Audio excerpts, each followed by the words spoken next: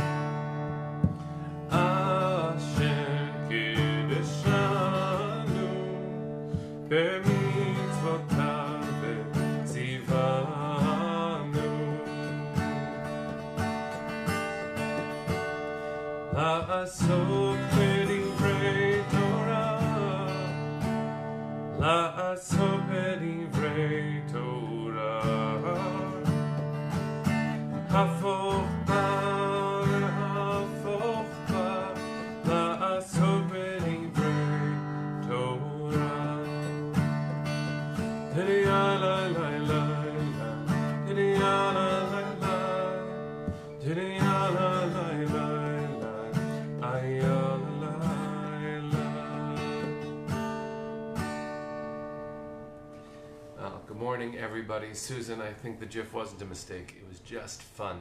That was meant to happen. Lisa, sending you all the good you need today. And to Jerry and Francis, when I asked for a number, you both jumped in with 613. So I think you get major rabbi points. And how someone becomes a top fan, I think it's by tuning in regularly and by responding, by interacting. I think Facebook's algorithms are based on tracking when you are present in a consistent way. So good morning to everybody. You're all top fans, even I am, of this thing that we get to do. So I wanted to share a little bit of Torah. As I told you yesterday, we are reading 2 Torah portions this week, Mattot and Masei. And it's a combination of too much data, and the meaning that it does offer is not simple. So I wanted to look at one specific part of this week's Torah portion, and it's one of those that I wish weren't in the Torah. I really do. There's a section at the beginning of Mattot that talks about vows, promises. You know, every year, on the holiest night of the year, we say, Kol Nidre, all my vows. When you look at the language of this holiest night, it's a strange thing why we sway saying a legal formula to release us from promises. But the Torah begins that process with this week's portion and says when a person makes a vow, this is its implication. A vow before God becomes binding. A vow from the mouth of someone is an obligation upon themselves. There is a formal way to be released from the vows that we make, which is what Kol Nidre actually is.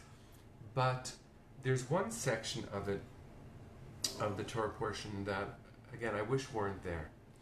It says that if a woman makes a vow, if she's a minor woman, meaning a girl, her father can annul her vow, and if she's a married woman, her husband can annul her vow.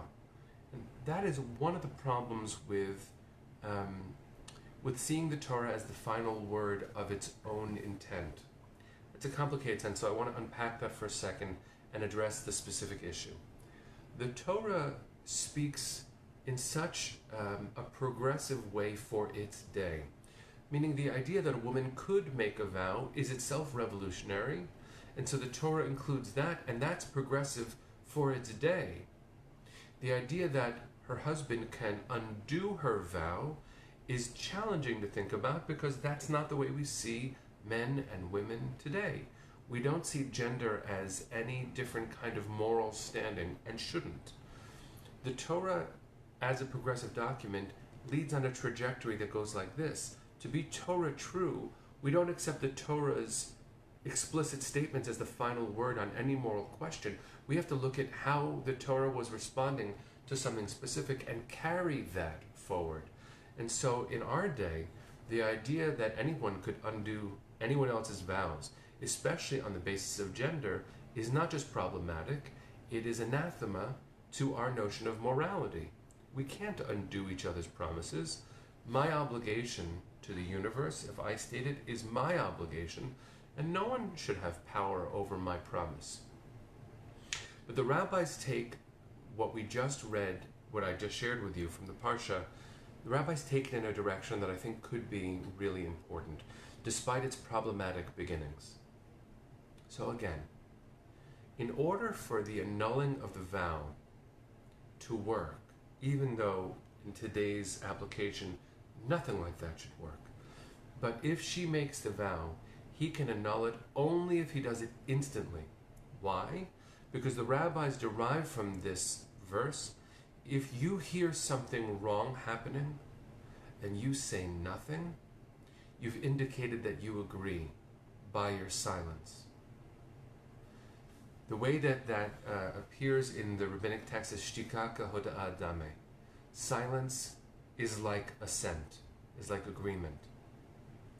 Obviously, that's not true, except in our world, in our very complicated world, when you hear evil being said, what have you said in response? And I don't mean have you indicated your outrage on Facebook. I mean, in the real world, how have we stood up and called out meanness and lashon hara, evil speech, gossip, slander? In what ways have we stood up when we've heard the wrong thing being said? I want to share a teaching on this from Rabbi Yehuda Loew, who was a 16th century rabbi in Prague. He's known as the Maharal. If you know the story of the Golem, he is the rabbi associated with the creation of the Golem. This is his teaching on this. While a person may be individually pious, such good will pale in the face of the sin of not protesting against an emerging communal evil.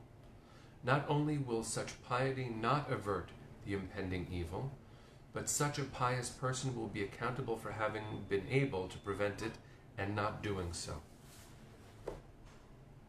I just want to say that last sentence one more time. A pious person will be accountable for having been able to prevent it and not doing so. This is the challenge for us. When you hear something wrong, when you see wrong being said, when you see terrible, harmful language being used in public, what will you do? Because we are guilty of not speaking up immediately when we hear something hateful being said. Whether that hate is anti-Semitism, whether that hate is racism, whether that hate is homophobia, Islamophobia, xenophobia, when there is hatred being spoken, have you spoken up immediately to say there is no place for that in a moral society? Can we make that commitment today? Because remember, in Mattot, when a vow is made, someone else can call it out and annul it only if they speak up, and they speak up immediately. Because by remaining silent, we are implicated in the hate. There can be no space for hatred. We can disagree passionately. We cannot hate, not with our words, not with our deeds, and not with our silence. One last teaching. This one is from Rabbi Bradley Shavit Artson, who's one of my dearest teachers. He's vice president of American Jewish University and an incredible Abba, incredible father. And probably the way that he has been such a beautiful parent has been his biggest gift, certainly to me and to many others I know. So this is a teaching that he wrote. The Maharal, the rabbi from Prague who I just quoted, he understood that his obligation as a being in covenant with God was to represent God's light and God's passion despite the powerful forces mustered against them. And Rabbi Artson writes this: in the midst of the current dark age, we too need to remember our eternal calling to sanctify God in the midst of the people by feeding the hungry, clothing the naked, healing the sick, pursuing peace, and identifying with the weak. We move from silence to eloquence. We provide God with hands and a voice. There is no neutrality. Silence is assent. So let us remember to not be silent, not when we hear hatred, not to us, not to anyone. And eventually, there's no us or them, there's just a bigger us. Let that be the legacy that we leave to our children, that we stand together for all of us, for all of us. So, friends, let's go into this day with intention. Let's go into this day with the commitment to not being silent when hate is spoken. Let's do that.